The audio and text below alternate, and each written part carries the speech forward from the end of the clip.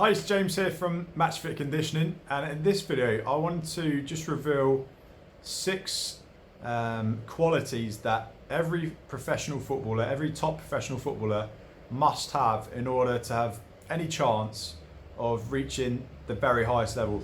And this applies to players whether they're currently amateur, so whether you're currently an amateur player and you want to make a step up to semi-professional, whether you're currently semi-pro wanting to make the step up to pro football, or if you're currently a professional player and you want to make the step up to a professional club playing at an even higher level.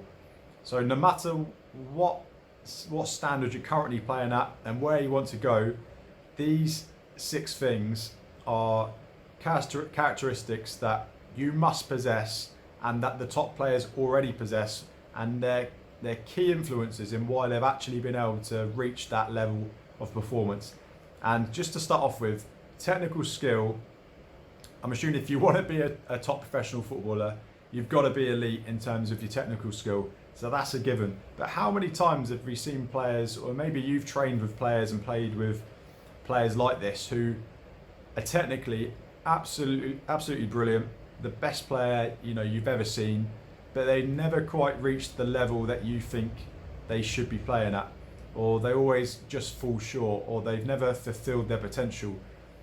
Why is that? If technical skill is the number one thing which is going to enable a player to play and become a top professional footballer, then why is it that so many brilliant players technically out there aren't professional players?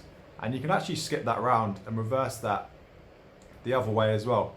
So have you noticed as well that there's many professional leagues in Europe, for example, where you're not necessarily like a world famous player, but you're still a professional player. So have you also noticed that there are players who aren't technically the best, but have actually been able to go on and become a professional footballer? And you might wonder why that is as well. You might think, well, hang on, this guy I was playing with was a much better player than him, but he's become the professional and he hasn't. And these six things, I believe, explain what makes that possible, what enables a player to become and play at the highest level. So the first thing is mindset. So you can be technically unbelievable, but if your mindset isn't quite right in terms of your attitude to training, your mindset in terms of when you're actually under pressure on the ball, the decisions that you make, everything you do on the pitch starts inside your head.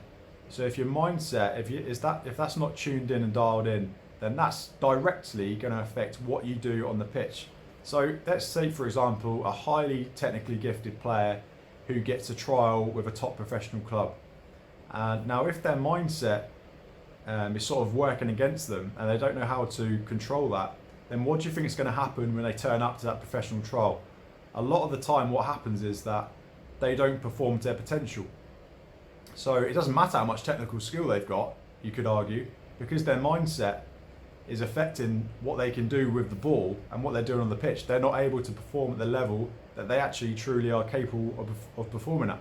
You might have also seen this in players, again, that you might have trained with, where they're unbelievable in training. They're unbelievable, but when it comes to actually playing in a match, they can never transfer that form from training over to matches. Mindset is one of the key reasons why that is. It's because they sort of struggle to cope with pressure and motivation and confidence and things like that, and that directly influences their performances on the football pitch. The next thing is the level of endurance. So again, you could be technically an unbelievable player, but what you'll find is that the higher you step up the levels, the fitter obviously you've got to be able to keep up with the speed of play and just the intensity, the relentless intensity of the play as well. So again, doesn't matter, you could argue, how much technical skill you've got. If you can only do it for half a match, then that's not going to enable you to play at the highest level. You need to have elite levels of endurance to enable your level of technical skill to actually flourish on the pitch. And being able to show people what you can do for the full 90 minutes is what's important, not just being able to do it in flashes. The next thing that's important is your speed. And again, you'll find that the higher you actually step up in terms of your level that you're playing at, the quicker the game generally gets in terms of decision making and how quick you need to be on the ball, and also in terms of running speed too. So you'll find that the quickest runners or the players which are playing at the highest level are often very fast runners in comparison to players playing at a lower level. So you have to be fast. Again, what use is having high levels of technical skill if you're always second to the ball and you can't actually get yourself on the ball? Every time you get the ball, you get closed down because you're not quite sharp enough, not quite quick enough, and making decisions on the ball. The next one is strength. So the reason that strength is so important for any technically gifted footballer is, firstly, obviously because it's going to enable you to protect the ball when you're under pressure from a challenge. If you've got high levels of especially core strength and upper body strength, and you know how to use your body strength well, then you're going to be able to better protect the ball. The second reason is that with high levels of strength, you can actually, that carries over to your speed. The more force you can produce and propel into the ground, the quicker you can become in terms of your running and your change of direction and things like that. But also in terms of injury prevention. Okay, and that actually transfers over to the next factor, which is injury prevention. So it doesn't matter how good you are, doesn't matter how fast you are, doesn't matter how fit you are, in terms of your cardiovascular fitness and your stamina, if you can't consistently remain on the pitch because you struggle with injuries, then you're never going to reach the highest level. You need to be able to train week after week and build up that form over time so that you can eventually reach elite levels of performance, rather than keep having sort of setbacks, having to start afresh and build up your form again. And that ties into strength, because the higher levels of strength that you have, the more resilient you're going to become to picking up many, in many cases, avoidable football-related injuries. Okay, and the last one, and the thing that ties it all together, is actually nutrition. So you could do all the training in the world. You could train hard in the gym, you could be training hard out on the pitch. That's providing the stimulus for improvement in terms of fitness levels. The nutrition is the thing that actually ties it all together. So the training is providing the signal and the stimulus, and the nutrition is what enables your body to grow and adapt from the training that you're doing. So there's another mistake that many players make, is that they hustle, they train, and they think that having a day off, having a rest is for losers or for weak people for some reason, when actually the rest is really important, and eating well during that recovery time is also really important as well, to enable your body to benefit and improve from the training that you've been doing. If you never have any time to rest, you don't eat properly, it's pointless putting all that hard work in, and it's just going down the drain, because you're wasting all those potential improvements by not giving your body the nutrition that it needs to be able to grow and adapt to what you're doing. Okay. Now again, let me just go through those again. So it's mindset first and foremost, I believe, is going to give you the greatest chance. One of the things that's going to give you the greatest chance of playing at the highest level, outside of already being a technically elite player. So mindset, endurance, speed, strength, injury prevention work, and also your nutrition as well. Okay.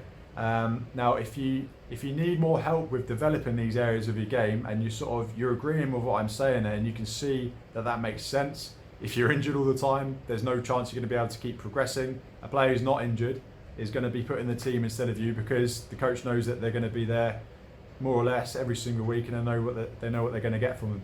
There's nothing more frustrating than getting injured and constantly having setbacks. And these 6 things can really help you take your game to the next level, and they're all things that are in your control.